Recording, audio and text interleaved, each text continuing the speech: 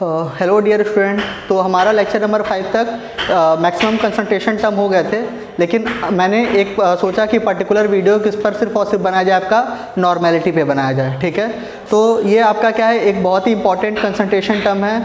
क्या नाम है इसका? नॉर्मेलिटी। ठीक है, नॉर्मेलिटी।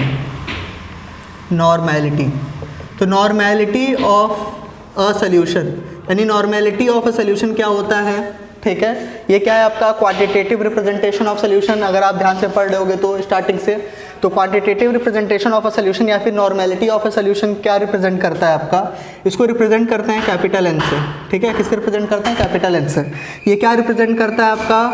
नंबर ऑफ ग्राम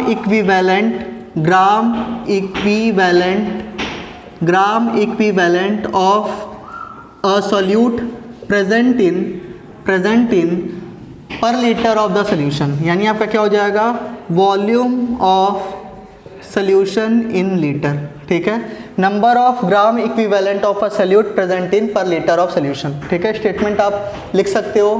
क्या होगा आपका? Normality of a solution, normality की डिफिनेशन क्या हो जाएगी?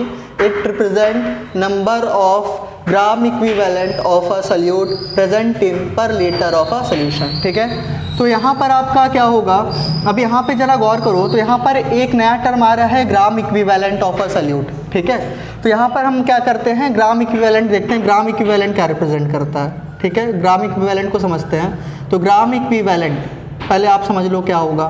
तो ग्राम इक्विवेलेंट क्या रिप्रेजेंट करता है आपका? ये आपका होता है amount of solute in gram upon. ठीक है, नीचे आपका होता है इक्विवेलेंट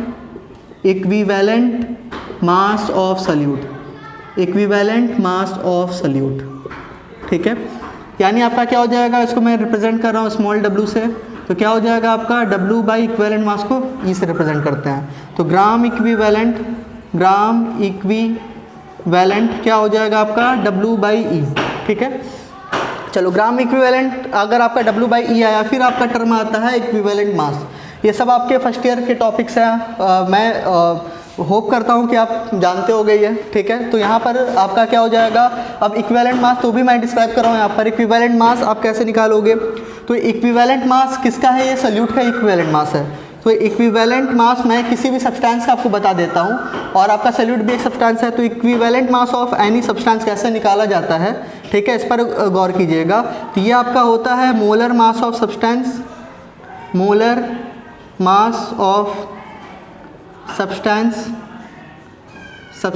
अपॉन एन फैक्टर।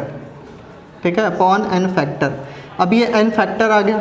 ठीक है, यानी आपका क्या होता जा रहा है? एक तरीके का क्या है आपका? प्याज बन गया है। एक आपका क्या हो गया?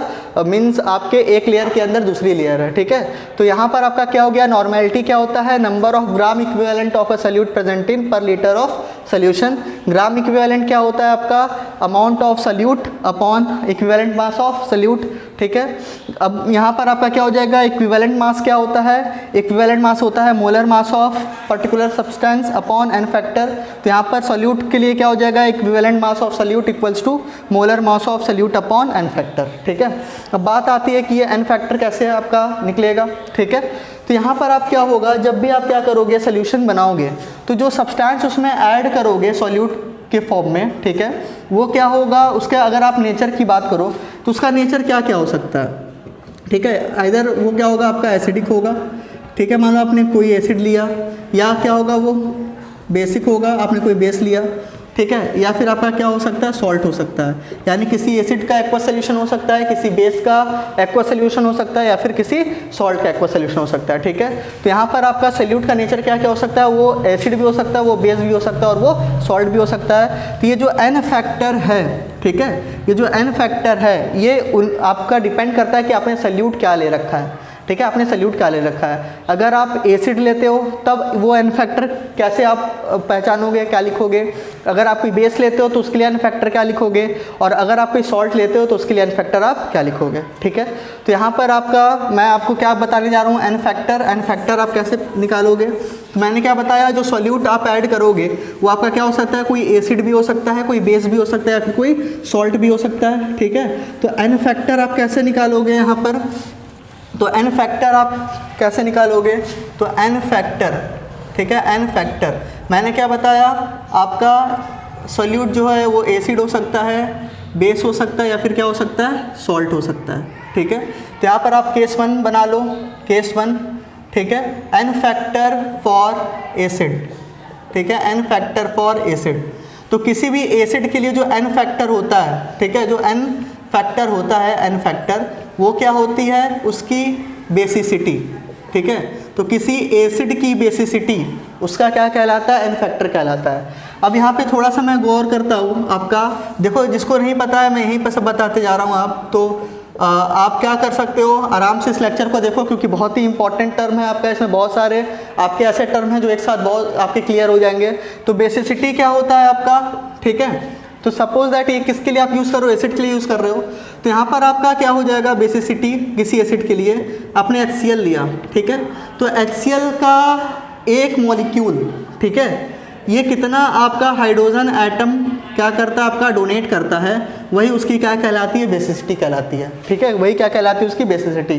तो आपका जो आपका क्या है, 1 मॉलिक्यूल ऑफ जो एसिड है वो कितने हाइड्रोजन एटम आपके क्या करता है, डोनेट करता है किसी बेस से रिएक्ट कराने के लिए, या फिर आपका नंबर ऑफ हाइड्रोजन एटम जो है वो कोई बेस किसी आपके एक मॉलिक्यूल ऑफ एसिड से जितने नंबर में क्या करता है, रिप्लेस करता होगा, वही उसकी क्या कहलाती है, बेसिसिटी कहलाती है। ठीक है, आसान भाषा में आप ऐसे समझ सकते हो कि आपको क्या देखना है, एक एसिड लेना है, वो एसिड कितने हाइड्रोजन एटम या फिर हाइड्रोजन आयन, बोलो हाइड्रोजन आयन, वो क्या कर सकता है, डोनेट कर सकता है। ठीक है, वो आपका क्या कहलाएगा, उसकी बेसिसिटी। तो HCl की बेसिसिटी कितनी हो जाएगी, कितना दे सकता है, ये 1, तो इसका 1 हो गया। H2SO4 अगर आपका होगा तो इसका एन फैक्टर कितना हो जाएगा, 2, क्योंकि ये 2H+ दे सकता है, 2 हाइड्रोजन एटम दे सकता है। अगर आप इसी तरीके से H3PO4 की बात करते हो तो ये कितने हाइड्रोजन एटम दे सकता है, 3, तो इसकी बेसिसिटी कितनी हो जाएगी, 3। यानी किसी भी एसिड के लिए जो उसका एन फैक्टर होता है वो क्या होती है, उसकी बेसिसिटी होती है। क्लियर हो रहा है यहाँ तक, ठीक है। तो किसी भी एसिड के लिए जो एन फैक्टर होगा उसकी क्या होगी, बेसिसिटी। बाकी मैं यहाँ पर मिटा देता हूँ आपका। अब आ जाओ केस 2। अगर आप किसी बेस को लेकर क्या बना रहे हो, आप सोल्यूशन बना रहे हो, तो फॉर बेस तो एन फैक्टर उसके लिए क्या हो जाएगा आपका, इसके लिए हम लोग क्या यूज़ करेंगे, उसकी एसिडिटी। ठीक है, तो जिस तरीके से आप क्या कह रहे थे, किसी भी एसिड के लिए नंबर ऑफ हाइड्रोजन एटम देख रहे थे, उसी तरीके से आप बेस में क्या देखोगे, number of hydroxide ion replaceable. ठीक है, फॉर एग्जांपल अगर आप क्या लेते हो, NaOH लेते हो। ठीक है, अगर आप NaOH लेते हो तो इसमें कितने OH आयन हैं आपके, 1, तो इसका एन फैक्टर कितना हो जाएगा, 1।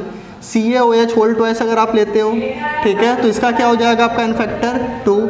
ठीक है, तो यहाँ से आप क्या कर सकते हो, इस तरीके से आप क्या निकाल सकते हो, एन फैक्टर आप निकाल सकते हो। अगर आपसे कोई KOH का पूछे तो KOH का एन फैक्टर कितना हो जाएगा आपका, 1 हो जाएगा। ठीक है, अब यहाँ पर आपका क्या हो जाएगा, थर्ड आपका क्या हो जाएगा, case third N factor for salt. अगर आपने कोई सॉल्ट ले लिया है सोल्यूशन बनाने के लिए, तो सॉल्ट का एग्जांपल एक मैं लेता हूँ यहाँ पर NaCl सपोज दैट। ठीक है, तो NaCl देखो कोई भी सॉल्ट होगा उसमें कोई ना कोई एक मेटल जरूर होगा। तो यहाँ पर आपका क्या हो जाएगा, एन फैक्टर इनके लिए कैसे निकालते हैं, एन फैक्टर फॉर सॉल्ट। तो यहाँ पर आपका क्या हो जाएगा, number of metal into valency of that metal, valency of that metal. ठीक है, तो नंबर ऑफ मेटल कितना है, 1, वैलेंसी कितनी होती है सोडियम की, 1, तो इसका एन फैक्टर कितना हो जाएगा, 1। ठीक है, अगर सपोज दैट आपने CaCl2 लिया होता, ठीक है, दूसरा एग्जांपल CaCl2 लिया होता, मेटल कौन सा आपका, कैल्शियम है, तो इसका एन फैक्टर कैसे निकालते हैं, नंबर ऑफ आपका क्या हो जाएगा, मेटल कितना है, 1, नंबर ऑफ मेटल कितना है, 1, इसकी वैलेंसी कितनी होती है, 2, तो इसका एन फैक्टर कितना हो जाएगा आपका, 2। ठीक है, तो इस तरीके से आप एन फैक्टर निकाल सकते हो। फिर से रिवाइज कर रहा हूँ, किसी एसिड के लिए क्या होती है, उसकी बेसिसिटी, किसी भी आपका बेस के लिए उसकी एसिडिटी, और एन फैक्टर फॉर सॉल्ट क्या होता है, number of metal into valency of that metal. ठीक है, अब मैं आगे बढ़ता हूँ इसमें। अब आपका यहाँ पर वापस से नॉर्मेलिटी में आते हैं कि आपको अगर नॉर्मेलिटी निकालना होगा तो क्या आपको क्या क्या पता होने चाहिए, ठीक है। तो यहाँ पर आपका क्या हो गया, ध्यान से देखना, ग्राम इक्विवेलेंट, ग्राम इक्विवेलेंट क्या होता है, मैंने बताया आपको W/E, ठीक है, W/E। फिर आपका इक्विवेलेंट मास क्या होता है, molar mass upon n factor, ठीक है, और n फैक्टर आपको पता ही है। तो यहाँ पर मैं आपको एक एग्जांपल दे देता हूँ, ठीक है। सपोज दैट आपने क्या ले रखा है, 40 ग्राम NaOH ले रखा है, ठीक है, as a solute 40 gram NaOH। तो इसका आपका ग्राम इक्विवेलेंट क्या होगा, ठीक है, इसका ग्राम इक्विवेलेंट क्या होगा, अगर ये निकालना सीख गया तो आपका क्या हो जाएगा, आप नॉर्मेलिटी आसानी से निकाल सकते हो। तो चलो यहाँ पर कैलकुलेट करते हैं। तो ग्राम इक्विवेलेंट के लिए क्या चाहिए, अमाउंट ऑफ द सॉल्यूट कितना है आपके पास, 40 ग्राम, यानी स्मॉल w का अमाउंट आपको पता है कितना है, 40 ग्राम। फिर उसके बाद आपको क्या चाहिए, इक्विवेलेंट मास चाहिए। तो इक्विवेलेंट मास के लिए आपको क्या चाहिए होगा, मोलर मास ऑफ NaOH। कैसे निकालोगे, 23 + 16 + 1 divided by n factor of NaOH। तो अब पहचानो NaOH है क्या, एक बेस है, तो इसका क्या हो जाएगा, n फैक्टर, अभी पीछे बताया था कितना हो जाएगा 1। तो ये कितना हो जाएगा आपका इक्विवेलेंट मास, इसका कितना हो जाएगा आपका 40 हो जाएगा, ठीक है। अब यहाँ पर आप क्या निकाल सकते हो, ग्राम इक्विवेलेंट निकाल सकते हो, क्योंकि आपके पास क्या है, दोनों आपके पास डेटा प्रेजेंट है। स्मॉल w कितना है आपके पास, 40 अपॉन इसका इक्विवेलेंट मास कितना है आपके पास 40, तो कितना हो जाएगा ये 1, यानी ग्राम इक्विवेलेंट कितना हो जाएगा इसका 1, ठीक है। एक और एग्जांपल देके आपको समझा देता हूँ। यहाँ पर ध्यान से देखिएगा, अगर आप यहाँ पर क्या लेते हो, यहाँ पर 98 ग्राम, ठीक है, 98 ग्राम H2SO4 आप एज ए सोल्यूट लेते हो किसी सोल्यूशन को बनाने के लिए, ठीक है। बस यहाँ पर मैं आपको समझा रहा हूँ ग्राम इक्विवेलेंट कैसे निकालते हैं। तो ग्राम इक्विवेलेंट इसका कितना हो जाएगा, कैसे निकालोगे, तो यहाँ पर आपको स्मॉल w पता है कितना हो गया आपका 98 ग्राम, क्लियर हो रहा है। स्मॉल ई कैसे निकालोगे आप, molar mass upon n factor, molar mass of H2SO4 कितना हो जाएगा आपका 2 प्लस सल्फर का 32 प्लस 4 × 16 अपॉन नीचे n फैक्टर, ये क्या है आपका एसिड है, तो इसकी बेसिसिटी लिखोगे कितनी होती है 2, तो कितना हो जाएगा आपका 2, ये ऊपर होगा 98 और नीचे कितना हो जाएगा 2, तो इसका इक्विवेलेंट मास कितना आ जाएगा 49, ठीक है। W और E इन दोनों को आप क्या करोगे, डिवाइड कर दोगे, तो ग्राम इक्विवेलेंट आपका निकल जाएगा, कितना हो जाएगा ये 98 डिवाइडेड बाई 49, तो कितना हो जाएगा आपका ग्राम इक्विवेलेंट आपका हो जाएगा 2, ठीक है। तो आपका नॉर्मेलिटी अब आपको समझ में आ रहा होगा, यानी अगर आप क्या करते हो 98 ग्राम आप H2SO4 लेके 1 लीटर ऑफ एक्वा सोल्यूशन बनाते हो, तो उसमें ग्राम इक्विवेलेंट ऑफ H2SO4 कितना होगा 2 होगा, ठीक है, कितना होगा 2 होगा, ठीक। पिछले वाले एग्जांपल में अगर आप 40 ग्राम NaOH लेके 1 लीटर ऑफ NaOH का एक्वा सोल्यूशन बनाते तो उसकी नॉर्मेलिटी कितनी हो जाती है आपकी, उसकी नॉर्मेलिटी आपकी कितनी हो जाती, 1 हो जाती, ठीक है। अब इस तरीके से मोलैरिटी और मोलैलिटी में मैंने आपको कुछ टर्म बताए थे, जैसे आपका क्या था डेसी मोलर और आपका सेंटीमोलर, उसी तरीके से आपका यहाँ पर क्या यूज़ किया जाता है, उसी तरीके से यहाँ पर आपका क्या यूज़ किया जाता है, गौर कीजिएगा, यहाँ पर आपका यूज़ किया जाता है सेंटी नॉर्मल, ठीक है, और आपका डेसी नॉर्मल, ठीक है, बहुत ही आसान है। तो सेंटी नॉर्मल का मतलब क्या हो जाएगा 10⁻⁻² नॉर्मल, ठीक है, और डेसी का कितना हो जाएगा 10⁻⁻1 नॉर्मल, ठीक है, यानी 1/100 इसकी नॉर्मेलिटी, उसका कितना हो जाएगा 1/10। तो ये आपका क्या था, नॉर्मेलिटी था। इसमें आपने क्या क्या सीखा, ग्राम इक्विवेलेंट क्या होता है, इक्विवेलेंट मास क्या होता है, किसी एसिड की बेसिसिटी क्या होती है, किसी बेस की आपकी एसिडिटी क्या होती है, ठीक है, एन फैक्टर के बारे में आपने सीखा, कैसे कैलकुलेट करते हैं वो सीखा। तो ये था आपका क्या, नॉर्मेलिटी, ठीक है। तो यहाँ पर आपका जो कंसंट्रेशन टर्म है वो क्या होता है, आपका कंसंट्रेशन टर्म की जो मीन्स आपके जो लेक्चर्स हैं वो ख़त्म होते हैं। इसके आगे हम लोग सोल्यूशन में क्या करेंगे, प्रोसीड करेंगे, ठीक है।